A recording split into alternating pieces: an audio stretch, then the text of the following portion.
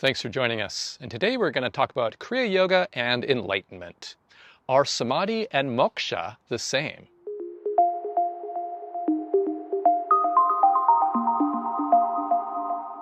Many believe that reaching Samadhi is the same as achieving Moksha, liberation. But Kriya Yoga reveals a profound distinction. What if the very definition of ultimate liberation is more nuanced than you've ever imagined, guiding you towards a clearer vision of the Enlightenment path? Is Samadhi the finish line, or is there more to the spiritual journey? Many spiritual seekers conflate the terms Samadhi and Moksha, believing that they are one and the same. This confusion has driven many Kriya yogis off the track of self-realization into the ditch of ignorance. Without a clear understanding of the difference between Samadhi and Moksha, one is likely to stall in one's spiritual progress and spend years or decades in fruitless spiritual effort. In Patanjali's Yoga Sutras, Samadhi is the eighth and final step on the Eightfold Path of Yoga, a state of profound meditative absorption where the individual consciousness unites with the universal consciousness. According to Patanjali, this involves complete mental stillness, what is called chitta vritti nirodha, leading to a state of oneness with the object of meditation, where the boundary between the observer and the observed dissolves. The practitioner achieves a state where the self, the knower, the object of knowledge, and the act of knowing become one. The sense of individual self and separation dissolves, leading to a state of pure being and boundless consciousness. The mind becomes peaceful and clear, and one-pointed, free from the usual fluctuations and distractions. Patanjali details various stages of Samadhi, moving from concrete to subtle levels of concentration. Samprajnata Samadhi is a cognitive Samadhi accompanied by reasoning, reflection, ecstasy, and the sense of I-ness.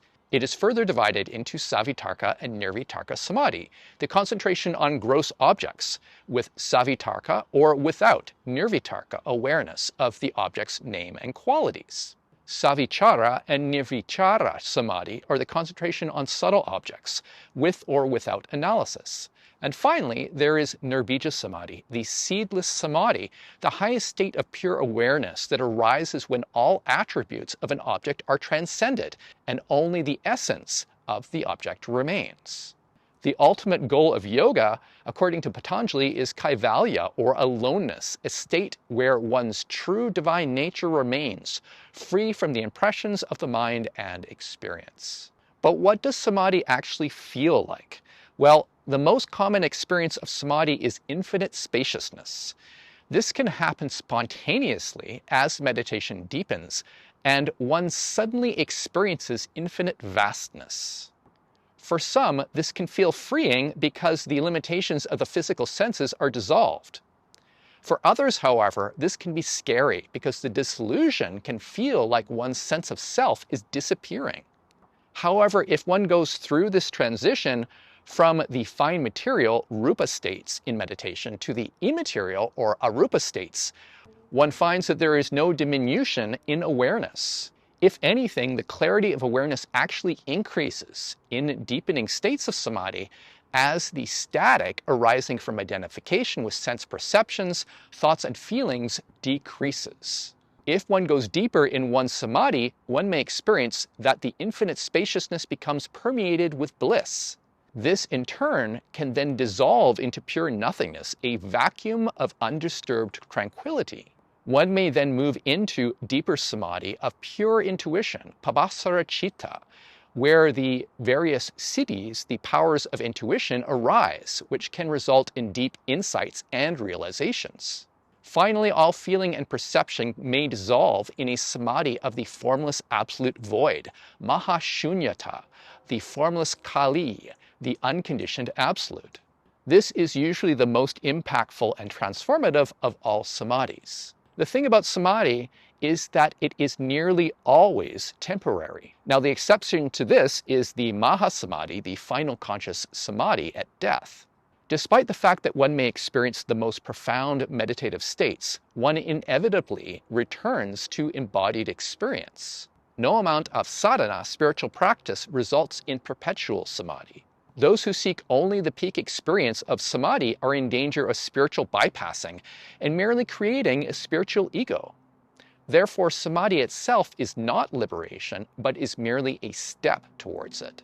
In contrast to the temporary nature of Samadhi, Moksha is the permanent state of liberation from samsara, the cycle of birth and death. Central to the concept of moksha is the dissolution of the ego, the sense of the separate self. The Sanskrit term for ego, ahamkara, translates to I-maker and refers to the aspect of the self that identifies with temporary external phenomena.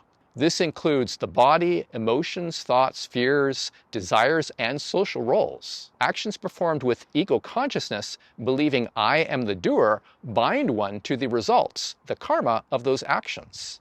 This accumulation of karma fuels the cycle of samsara, preventing one from realizing one's true nature and experiencing liberation. While the ego can initiate spiritual seeking, true moksha involves the dissolution of this illusory separate self, leading to a unified state of consciousness with the divine.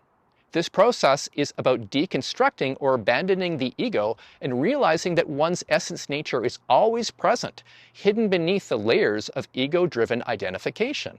Moksha, then, is the perpetual realization where all the false notions of the ego fall away and one experiences one's true essence nature in every moment.